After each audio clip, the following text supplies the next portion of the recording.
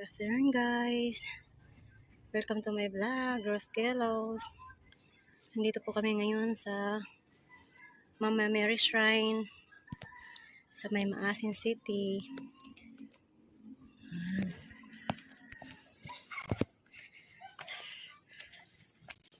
Let's go.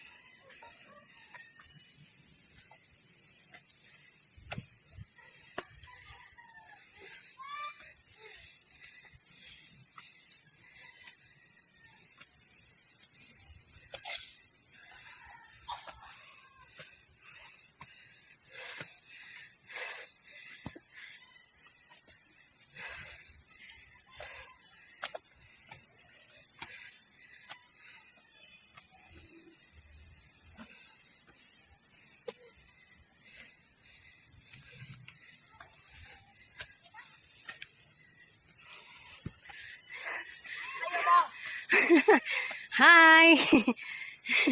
Kaway, kaway!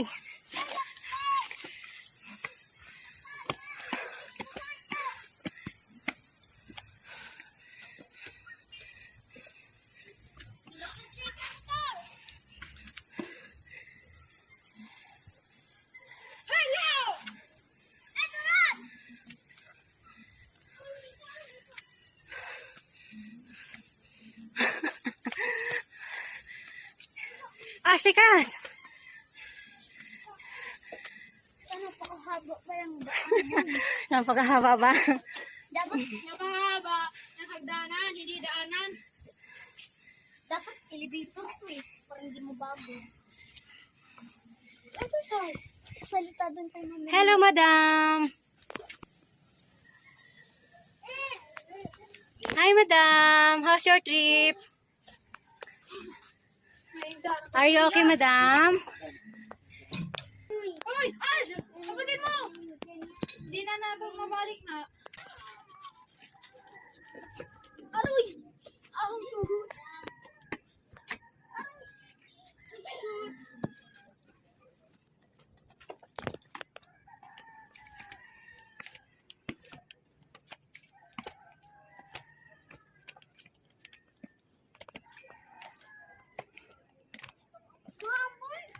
Wala, lakad na.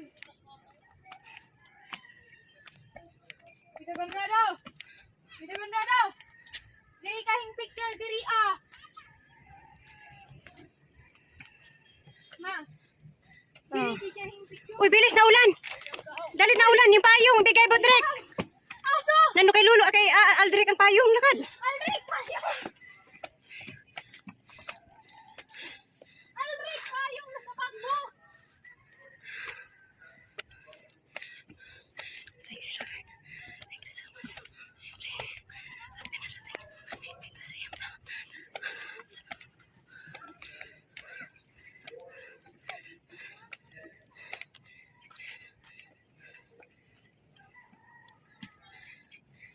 Yan guys, ang ganda ng view.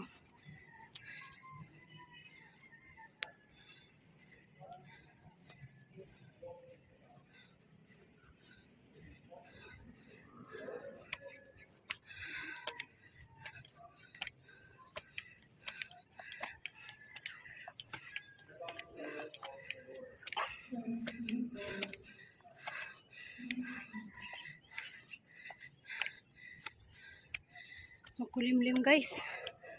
Ayan o. Thank you, Mama Mary. nakarating kami sa iyo dito. Ay, kasama si Saint John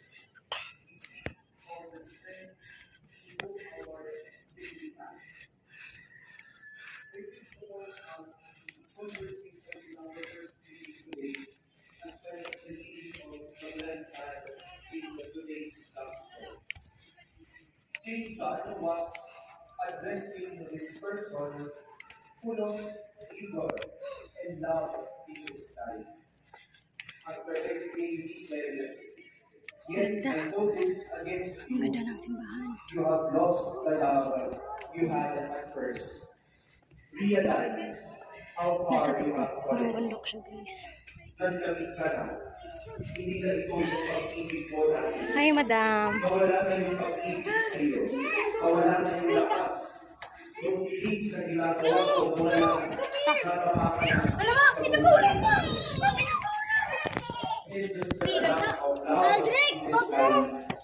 I believe the story of the healing of the blind man in today's gospel will supply the answer. Dear brothers and sisters, Jesus will come to us and touch us so that we can have love and life once more.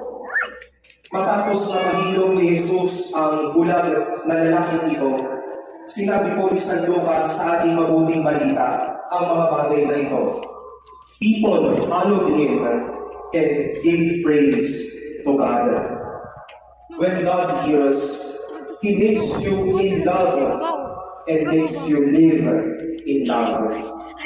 Kapag naghihilom ang Diyos, hindi lang niya binabalik yung normal na sarili natin o yung normal na lakas natin, kundi bagong dana, bagong lakas, bagong apoy para harapin ang buhay at ang bawat oras ng ating buhay sa mundong ito. Madami pa rin po ang may sakit. Madami ang may kanya-kanyang kahinaan ng kalooban. May mga mahihina ang loob at natatakot sa mga nagdaang nangyari.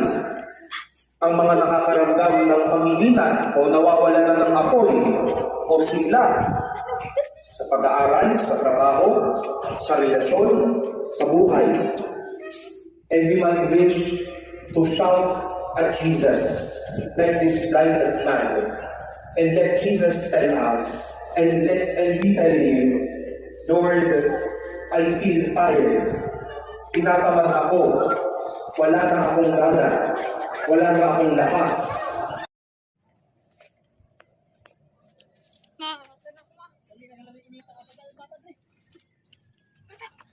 Kunin nak. Dali na, kunin. Bata, dito ka bata. Dali. Uy, nanganggang ka. Yan.